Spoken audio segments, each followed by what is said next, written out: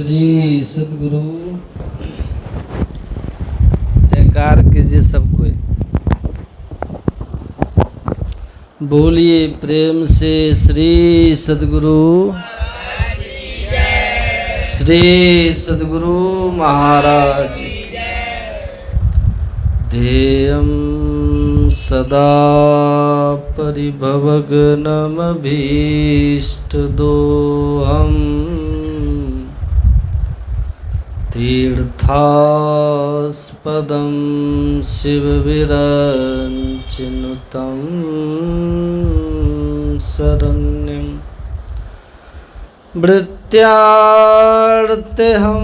प्रणतपालभवाब्धिपोतं वन्दे महापुरुष ते चरणारविन्दं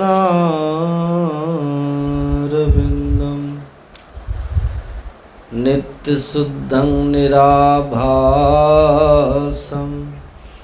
निराकारं निरञ्जनं नित्यबोधं चिदानन्दं गुरुं ब्रह्मं नमाम्यहम्। बोलिए प्रेम से श्री सद्गुरु। थोड़ा और पीछे कीजिए, थोड़ा सा और पीछे कीजिए। श्री सद्गुरु, श्री सद्गुरु महाराज। छोड़ दीजिए। परमाराध्य सद्गुरु महाराज के युगल पावन श्री चरणों में बारंबार नमन। मंचासीन पूज्य स्वामी रविंद्र बाबा, वंदनीय साधु समाज के पावन चरणों में नमन। उपस्थित सत्संग प्रेमी महान भावों, पूजनीय माताओं एवं भक्तिमती धर्मशिला बहनों,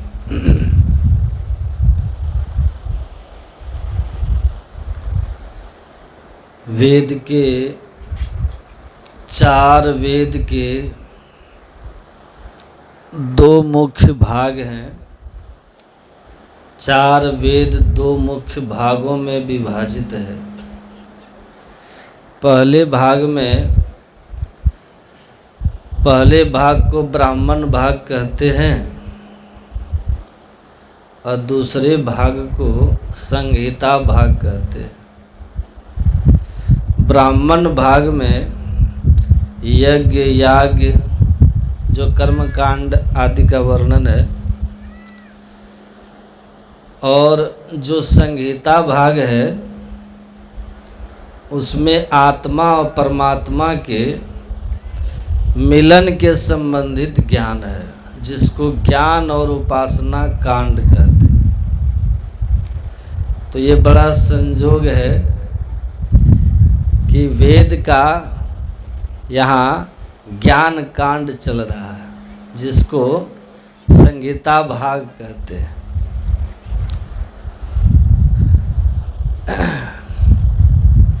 ये ज्ञान कांड है। सत्संग क्या है? ज्ञान कांड। श्रेयान द्रव्य में याद यज्ञाद ज्ञान यज्ञ परम तप। भगवान कहते हैं सब यज्ञों से श्रेष्ठ यह ज्ञान यज्ञ है। महर्षि दयानंद सरस्वती वेदों की भूमिका पर टीका लिखते हुए उन्होंने लिखा कि वेद का जो कर्मकांड भाग है, लोग जो व्रत उपवास करते हैं, आप लोग यज्ञ हवन पूजा पाठ दान पुण्य, वो कहते हैं ये सब जो सत्कर्म है वो कर्मकांड भाग के है, ब्राह्मण भाग के है, वो पुण्य के साधन है। कर्मकांड उनके संस्कार स्वर्ग के हैं। लेकिन ये जो पुण्य है कर्मकांड वाला, यज्ञ दान पुण्य ब्राह्मण भाग के जो कर्मकांड है, और उनको जीवन में धारण करने से जो पुण्य होता है वह पुण्य स्वर्ग जाने के लिए नहीं, ज्ञानी जन उस पुण्य को स्वर्ग के विषय भोग के लिए नहीं जानते मानते हैं, वह उसको पुण्य पुंज बिनु मिलहि न संता। वो उस पुण्य का फल यही मानते जानते हैं कि हमारे जीवन में संत मिल जाए, क्योंकि जब तक संत नहीं मिलेंगे तो परम धाम संहिता भाग शुभारंभ हो ही नहीं सकता। क्योंकि प्रथम भक्ति, भक्ति का उद्देश्य क्या है? परमात्मा से मिलना, मुक्ति पाना। भक्ति निसेनी मुक्ति की, भक्ति मुक्ति की सीढ़ी है। तो मुक्ति के सीढ़ी पे आप कदम नहीं रख सकते कब तक? जब तक प्रथम भक्ति संतन कर संगानी, जब तक संत नहीं मिलेंगे मुक्ति की सीढ़ी पर आप पैर नहीं रख सकते। ब्राह्मण भाग आपको स्वर्ग की सीढ़ी पर पैर रखवाएगा, और उसका फल क्या होगा कि आप अपने पुण्य के रहते स्वर्ग का सुख भोगिएगा। और जब स्वर्ग का सुख समाप्त हो जाएगा, पुण्य क्षीण हो जाएगा, तब तो वो कहते हैं फिर मर्तलोके विसंति, फिर यही संसार का चक्र है। लेकिन अभी जहां आप लोग बैठे हैं, यह इसका संस्कार पिछले जन्म में बहुत सारे यज्ञों को पुनर्जन्म में किए हुए होंगे, उसके पुण्य के फल से यहाँ तक आप आए हैं। या इस पंडाल में आके बैठ जाना ये साधारण बात मत समझना। पिछले जन्म में बहुत जन्म जन्मन से के किए हुए पुण्य फलीभूत होगा, तब हुआ। ये मेरे वचन नहीं है, भगवान राम के वचन है, धर्मशास्त्रों के वचन है, वेदों के वचन है कि विभिन्न तरह के कर्म कांडों से होने वाले पुण्य जब पूंजीभूत होते हैं तो हमको सत्संग में आने का शुभ अवसर मिलता है। और यहाँ से शुरू होता है मोक्ष में जाने का मार्ग। यहाँ से प्रारंभ हुआ भक्ति, जो मुक्ति की सीढ़ी है, वहाँ पे चढ़ने का मार्ग। हम सब ने अपने जीवन में कर्मों की परीक्षाएं दी हैं। ऐसा संसार में कोई प्राणी नहीं जो ये कह सके मैंने कभी कोई पाप नहीं किया। कितना भी सावधान हो, है संसार में कोई ऐसा वृक्ष जिसको कभी हवा न लगी हो? असंभव। जब प्रबल पवन चलता है तो वृक्ष झूमने ही लगते हैं। तो ये विषयों की आंधी बड़ी प्रबल है, जाने अनजाने में ये न कहने प्रकार है न जीव से कोई न कोई अशुभ कर्म बन ही जाता है। यदि वो भगवान को चुनौती देने का प्रयास करेगी, देखो प्रभु हमने ये किया वो किया, इतने यज्ञ करवाए, इतने अनुष्ठान किए, इतने पुरस्चरण किए, इतने दान पुण्य किए, इतने दीन दुखियों की हमने सेवा करी, हमारे जीवन की कॉपी जांच लो, हम बड़े धर्मात्मा पुण्यात्मा महात्मा हैं। अब भगवान का उधर मूड खराब हो गया तो राजा नृग जैसे महादानी जो कहता है आकाश के तारे गिन लो, बरसात की बूंदें गिन लो, धरती के धूल कण गिन लो, पर मैंने कितने गायों का दान किया है ये कोई गिन नहीं सकता। बोलिए कितना बड़ा दानी होगा जो अपने मुंह से कह रहा यावत्य सिक्ता भूमिर यावत्यो दिवितारका यावत्यो वर्षधाराश्च तावती रददास्मगा। परंतु इतना बड़ा दानी होने पर भी थोड़ा दान का अभिमान किया कि मैं दाता हूँ। अरे दाता एक राम, भिखारी सारी दुनिया। प्रभु की कृपा से तुम्हें कुछ मिला है तो तुम दूसरों को बांट दो। अब भगवान ही तुम्हें न देंगे तो तुम कहाँ से दोगे भाई? परंतु व्यक्ति दे करके और अहंकार करता है कि हमने दिया।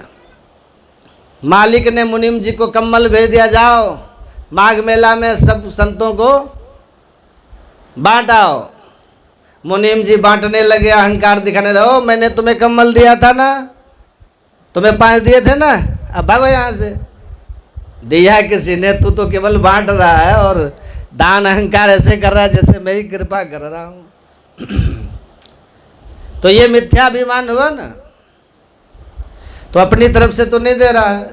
इसलिए रहीमदास जी देते समय कभी जिसको दे रहे उसका मुंह तक नहीं देखते हो, नीचे मुंह लटका के दान कर, जो सामने आ दिया दे दिया। इस किसी ने पूछा ऐसी देनी देन जू कित सीखे वो सैन, ज्यों ज्यों कर ऊपर कर त्यों त्यों नीचे नैन। दान का कर ऊपर उठता है और आंख नीचे झुकती है, ये देने का ढंग कहाँ से सीखा है, ऐसा क्यों? तो जवाब दिया देनहार कोई और है, बेइज्जत है दिन रैन, पर लोग भरम हम पर करे, ध्याते नीचे नैन। देने वाला कोई है, मेरे माध्यम से लोगों को दिलवा रहा है, और लोग मेरे को दानी और दाता कहते, इसलिए शर्म के मारे मेरा माथा झुका रहता है, लज्जा का अनुभव करता हूँ। यह है दान का ढंग। क्षेमम क्षेमम न विंदन्ति विनाय दर्पणम। जो भी कुछ विशेषता आपको प्रभु ने दी है उसे अपनी विशेषता मत बनाओ, भगवान ने दी है इस बात को कभी मत भूलो, तो अभिमान से हमेशा बचे रहोगे। अब भगवान की वस्तु को जब आप अपना मान करके लोगों को देने का, समाज की सेवा का अहंकार पालोगे, तो फिर भगवान अपना अधिकार कभी कभी छीन लेते हैं। कभी कभी हम हनुमान चालीसा का पाठ करते हैं ना, जो भी पाठ दैनिक रूप से करते हैं, स्तुति विनती याद हो जाता है, कंठस्थ हो जाता है, बिना पुस्तक लिए स्तुति कर देते हैं। पर कभी कभी जो नित्य प्रति पाठ करते हैं वो भी बीच में भूल जाते हैं। हम नित्य स्तुति करते हैं, कभी कभी स्तुति तक भूल जाते हैं। ऐसा क्यों होता है? रोज कर रहे हैं, आज क्यों भूल गए? भगवान बीच बीच में इशारा करते हैं कि देखो करंट हमारे यहाँ से चल रहा है, बल्ब में प्रकाश हो रहा है, पर प्रकाश देने वाला भाई बल्ब यदि ये अहंकार करे कि मेरे बदौलत ही अंधकार भाग रहा है, मेरी वजह से तू मेरे प्रकाश की छत्र छाया में बैठे हो, और उसी समय लाइट चली गई। बल्ब से कहा अब क्या हो गया? बोले क्या करे, ठाकुर जी ने हमको औकात अपनी बता दी कि तूने जो इतने तने बैठे हो, प्रकाशक बने बैठे हो, सबके प्रकाशक तो हम हैं, हमारे प्रभाव से तुम प्रकाशमान हो रहे हो।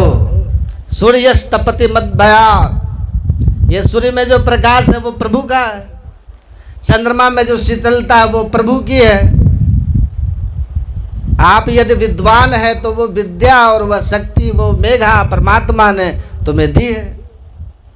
अब परमात्मा की दी हुई मेधा को आप अपनी मान करके मैं विद्वान, मैं धनवान, मैं पहलवान, मैं बलवान जब करने लगते हो तो भगवान 1 मिनट में अपना प्रभाव खींच लेते हैं। फिर देर नहीं लगती, मस्कई करे बिरंची प्रभु अजय मसकते हीन। 1 मिनट में बड़े बड़े करोड़पति रोडपति हो जाते हैं, देखते हैं कि नहीं? इसलिए मानव शरीर जो मिला है वो आपकी विशेषता नहीं है, ईश्वर ने कृपा करुणा करके आपको अवसर दिया है प्रभु की कृपा से, तो उस अवसर का लाभ उठाना चाहिए। विनय पत्रिका में गोस्वामी जी कहते हैं, प्रभु तुम बहुत अनुग्रह किन्हो, प्रभु तुम बहुत अनुग्रह किन्हो। क्या अनुग्रह किया? साधन धाम विबुध दुर्लभ तन। सारे साधन इस मनुष्य शरीर से तो होते, शरीर माध्यम खलु धर्म साधनम। सारे सत्कर्म साधन धाम विबुध दुर्लभ तन, मोहि कृपा कर दीनो, हरि तुम बहुत अनुग्रह किन्हो। विबुध, विबुध मतलब देवता, विबुध दुर्लभ तनु, जो देवताओं के लिए भी दुर्लभ है, वह मानव शरीर आपने मुझे कृपा पूर्वक दिया। तो हम अपने बल पर, अपने सत्कर्म के बल पर मनुष्य नहीं बने, अपितु कब हुक कर करुणा नरदेहि देत ईश। ईश्वर ने अपनी कृपा करुणा के बल पे आपको ये गिफ्ट मिला है। और तुमने यदि ज्यादा अहंकार किया तो भगवान क्या करते हैं, शुक्ल पक्ष की जगह कृष्ण पक्ष खोलना चालू कर देते हैं। अच्छे काम किए हैं, यज्ञ किए, अनुष्ठान किए, वो तो ठीक है, बाद में देखते हैं, पर जो गड़बड़ किया पहले वो देखो इसका। अनेक राजा नृगदानी होने के साथ थोड़ी तो गलती करी थी, ब्राह्मण की गाय को अपनी मान के दूसरे को ब्राह्मण को दे दी, भूल हो जाती है। राजा से भी वही छोटी सी भूल हो गई, पर परिणाम क्या हुआ, गिरगिटी की जोनी में जाना पड़ा। कितना बड़ा दंड मिला बोलो। तो कृपा नहीं थी तो इतना बड़ा दंड मिला ऐसे बड़े दानी को। कृपा करनी होती है तब ले भेदतिम दातृचिताम, महाबाल घातनी, महापापिनी, जिंदगी में एक भी अच्छा काम किया नहीं, अब भगवान को भी जहर पिला के मार डालना ही चाहती है। एक भी सद्गुण नहीं है, पर न जाने कौन से गुण पे दयानिधि रीझ जाते हैं। प्रभु को कृपा करनी थी, माँ यशोदा के सदृश गति उस पूतना को मौसी मान करके दे दिया। अनाधुंध दरबार है, कृपा किस पर होगी ये नहीं कहा जा सकता, क्योंकि कृपा गुणाक्षर न्याय से होती है। लकड़ी में घुन लग गया, अब घुन के कारण लकड़ी में भारत का नक्शा बन गया। अब घुन का मूड है, वो तो ऐसे ही काटता जा रहा था लकड़ी को, परंतु बन गया भारत का नक्शा। उसने थोड़ी बनाया, बन गया, वो तो बन गया। और आपको पसंद आ गया, वाह क्या गजब का भारत का नक्शा बनाया है घुन ने। मैं भी अपनी लकड़ी पर ऐसा ही नक्शा बनवाऊंगा घुन से। तो टनों लकड़ियां घुन में बर्बाद करवा दो, गारंटी नहीं वो भारत का नक्शा वैसे ही बन जाएगा, नहीं बन सकता। उसमें बनना था, बन गया। तुम्हारी लकड़ी पर बनेगा इसकी कोई गारंटी नहीं है। उसी प्रकार भगवान को कृपा करनी थी, मौसी मान के कर दी पूतना पर। तुम भी यदि जहर पिलाने की कोशिश करो या उस जैसा दुराचार करके कहो कि हम पर भी ऐसी कृपा हो ही जाएगी, ये कानून नहीं है, ये नियम नहीं है, ये सिद्धांत नहीं है। कानून के बल पे कईयों को फांसी की सजा मिलती है, पर बाद में दया याचना राष्ट्रपति के पास जाती है। अब दया पर फिर कोई कानून नहीं चलता। राष्ट्रपति का मूड है, किसी को वो फांसी से बचा सकता है, किसी पे न करे कृपा तो आप उंगली नहीं उठा सकते कि उसको क्यों माफी मिल गई, मुझे क्यों नहीं मिली। कानून पे उंगली उठा सकते हो, पर कृपा पर उंगली नहीं उठती। ऐसे ही ऐसा करो, ऐसा मत करो, ये कानून व्यवस्था है भगवान की। परंतु कभी कभी गड़बड़ करने वालों पर भगवान अपनी कृपा के बल पर कहाँ से कहाँ पहुँचा देते हैं। तो आप उस पर अब उंगली उठाओ भगवान पर कि उस पर कृपा क्यों करी, हजामिल पे कृपा क्यों करी, महापापी था, गलती से बेटे के बहाने आपका नाम ले लिया और आप रिझ गए। तो कानून पर तो आप उंगली उठा सकते हो, परंतु कृपा पर उंगली नहीं उठती। कृपा स्वतंत्र होती है, किस पर होगी कैसे होगी ये कुछ नहीं कहा जा सकता, वो उसकी मर्जी के ऊपर है। इसलिए जीव को सत्कर्म करने चाहिए। अब भगवान से फिर कितने भी अच्छे कर्म करो, भगवान से कृपा की ही प्रार्थना करते रहो। यानी तो अच्छे कर्म करने वाले भी धराशायी हो जाते हैं, और जो कृपा का सहारा लेके चलते हैं वो गड़बड़ करने वाले भी बहुत ऊंचाई पकड़ जाते हैं। बोलिए श्री ये मानव शरीर कृपा से मिला है। सत्कर्म करते हुए ईश्वर का कृपा का हमेशा तत्तेनुकंपम सुसुमिच्छमाम, भगवान की कृपा की प्रतीक्षा करते रहो।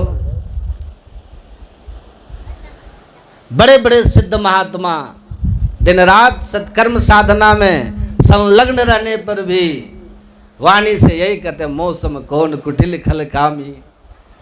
है नहीं, फिर भी कह रहे। क्यों कह रहे हैं?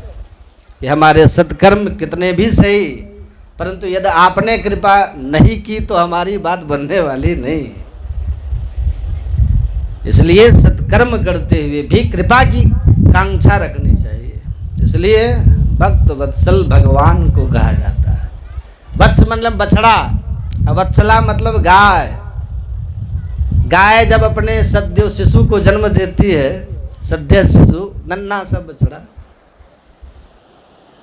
तो पूरा शरीर उसका शरीर मल से लिपटा रहता है।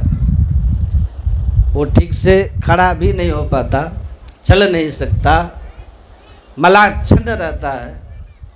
पर गौ माता उसके प्रति इतना प्रेम करती है, इतना वात्सल्य करती है कि चाट चाट करके उसका सारा मल साफ कर देती है और एकदम उसे निर्मल बना देती है। उसी प्रकार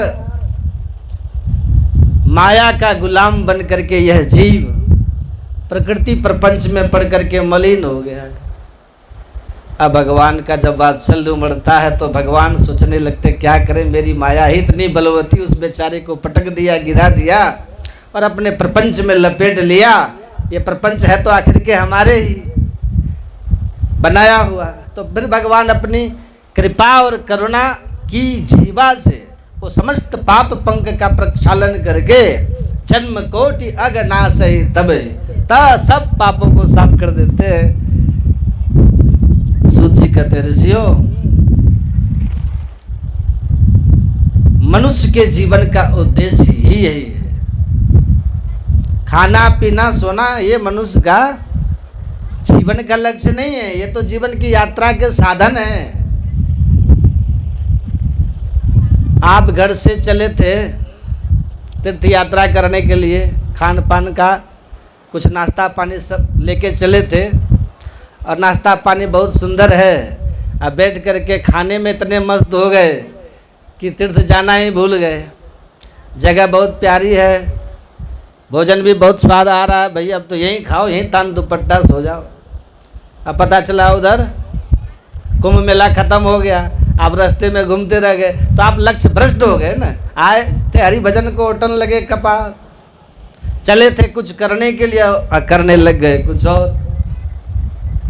तो ये मार्ग भ्रमण, हम भ्रमित हो गए, पथ भ्रष्ट हो गए।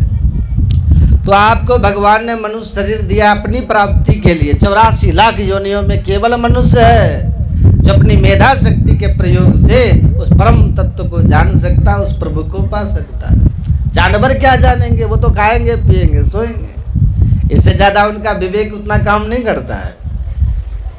भोग भोगने में मनुष्य से ज्यादा पशु कुशल होता है, हमसे ज्यादा खाता है, हमसे ज्यादा बच्चे होते उनके।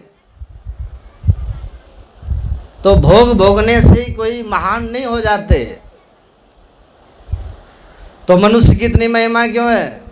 बोले एक ही विशेषता है कि मनुष्य जो कर सकता वो पशु पक्षी नहीं कर सकते। भगवान ने एक विशेष विवेक बुद्धि मनुष्य को दी है, जिससे वो जीवन रहस्य को जान सकता है, जिसको जानने के बाद आना जाना ही हमेशा के लिए खत्म हो जाता है, स्वरूपस्थ हो जाता है। तो जीवस्य तत्व जिज्ञासा, मनुष्य का जीवन उसी तत्व को जानने के लिए मिला है, न कि खाने पीने के लिए मौज मस्ती के लिए मिला। आहारार्थम कर्म कुर्यात् मनुष्यः आहारम कुर्यात् ता प्राण संहारणार्थम प्राणाः संहारयाः तत्र जिज्ञासनार्थम तत्वं ज्ञात्वा यस्य भूयो न जन्म आहारम कुर्यात्। देखिए, हर व्यक्ति कर्म काय के लिए कर रहा है? कि खाएं पिए मस्त रहें, कुछ करेंगे नहीं तो खाएंगे क्या। हर व्यक्ति कहता महाराज क्या करें, पापी पेट का सवाल है, ये पेट के लिए गोरख धंधे करने पड़ते। तो हम लोग कर्म काय के लिए कर रहे हैं, ताकि पेट भर के भोजन मिले। आहारम कुर्यात, आहारार्थम कर्म कुर्यात मनुष्य, मनुष्य आहार के लिए कर्म करता है। प्रश्न किया कि आहार क्यों करते हो भाई, बोले आहारम कुर्यात प्राण संहारणार्थम, आहार नहीं करेंगे तो प्राण कैसे बचेंगे। अन्नमय कोश का ही शरीर है, खा करके तो जिंदा रहेंगे, खाने को नहीं मिला तो भूखे मर जाएंगे। इसलिए आहारम कुर्यात प्राण संहारणार्थम, प्राणों की रक्षा के लिए आहार करते हैं। तो प्रश्न उठा प्राणों की रक्षा क्यों करते हो, बोले प्राणाह संहार्या तत्व जिज्ञासनार्थम, बोले प्राणों की रक्षा करेंगे ताकि शरीर ठीक रहेगा। शरीर जब प्राणों के द्वारा संचालित हो रहा है तो प्राण रहेंगे तो जीवन रहेगा, और जीवन रहेगा तभी तो उस तत्व को हम जान पाएंगे। तत्व जिज्ञासनार्थम, तत्व को जानने के लिए हम प्राणों की रक्षा कर रहे। तो तत्व को क्यों जानना चाहते हो भाई, बोले तत्व को इसलिए जानना चाहते हैं कि तत्वम जिज्ञास्यम ये न भूयो न जन्म, तत्व की जिज्ञासा इसलिए रखते हैं क्योंकि यदि जिस दिन हमने उस तत्व को जान लिया तो उसके बाद न भूयो न जन्म, ये जन्म मरण के चक्कर से हम हमेशा के लिए छुटकारा पा जाएंगे। जब तक उस परम तत्व को नहीं जाना तब तक पुनरपि जननम पुनरपि मरणम पुनरपि जननी जठरे शयनम, बार बार तुम्हें माँ के गर्भ में आना पड़ेगा, जन्म लेना पड़ेगा, फिर दुनिया के झंझट में पड़ना पड़ेगा, फिर दोबारा मरना पड़ेगा। मृत्यु में बड़ी भयंकर पीड़ा होती है और जन्म के समय भी बड़ी दुस्सह पीड़ा होती है। बच्चा जब जन्म लेता है तो इतनी भयंकर उसे वेदना होती है कि कभी कभी बेहोश भी हो जाता है। तो सोचिए जन्म के समय कितना माँ के गर्भ में 9 महीने रह करके कितना कष्ट भोगा। गर्भवास समम दुखम न भूयो तो न भविष्यति, गर्भ में कष्ट भोगा, फिर जन्म के समय महाकष्ट भोगा, और फिर जीवन भर। बच्चा बचपन में कितना कष्ट भोगता है बच्चा। अब बच्चे को मच्छर काट गया, बच्चा रो पड़ा, अब माँ अपने कथा सुनने में लगी तो माँ ने समझा रो क्यों रहा है भाई। अब वो ना कह सकता कि मुझे मच्छर ने काट लिया, न तो खुजला सकता है बच्चा, न बता सकता है, वो रोए जा रहा है बच्चा। तो माँ ने समझा भूखा, सो जबरदस्ती बोतल लगा दी मुँह में। और यदि दूध नहीं पी रहा तो समझ रहे कि लगता है इसके कान में दर्द है कि पेट में दर्द है, तो कान में तेल डाल देगी तो कभी पेट सूतने लग जाएगी। अब बच्चा अपनी पीड़ा बता नहीं सकता, वो सिर्फ रोना जानता है। अब माँ की बुद्धि जो काम कर जाए वैसा ही वो उपचार करने लग जाती है।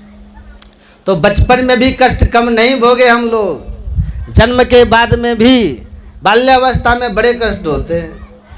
और जब होश में आए थोड़े बड़े हो गए तो फिर पढ़ने का टेंशन, फिर नौकरी का टेंशन, फिर शादी विवाह, फिर बच्चे, फिर बच्चों का पढ़ाना लिखाना, उनकी नौकरी लगाना, पूरा जीवन फिर नोन तेल लकड़ी में भागते फिरो।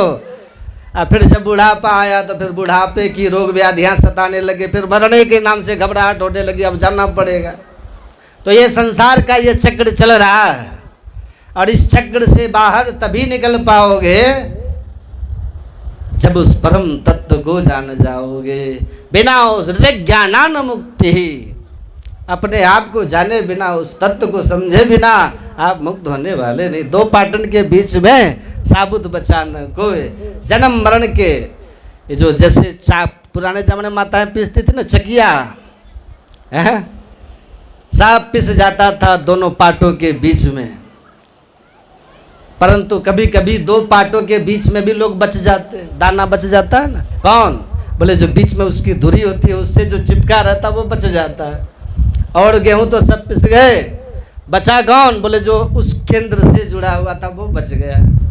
उसी प्रकार से जन्म मरण के चक्कर में सब पिस रहे हैं, पर जो इस जन्म मरण की जो धुरी है उस परमात्मा जो एकमात्र इस सब का संचालन करने वाले हैं, उससे उस परमात्मा के चरणों से जो जुड़ गए वो इस संसार के जन्म मरण के पिसने से अपने आप को बचा लेते हैं। इसलिए भगवान कहते मामेव ये प्रपद्यन्ते, मेरी शरण में आ जाओ तो बच जाओगे, और नहीं तो ये जन्म मरण की इस चाकी में तुम भी पिस जाओगे। बोलिए प्रेम से श्री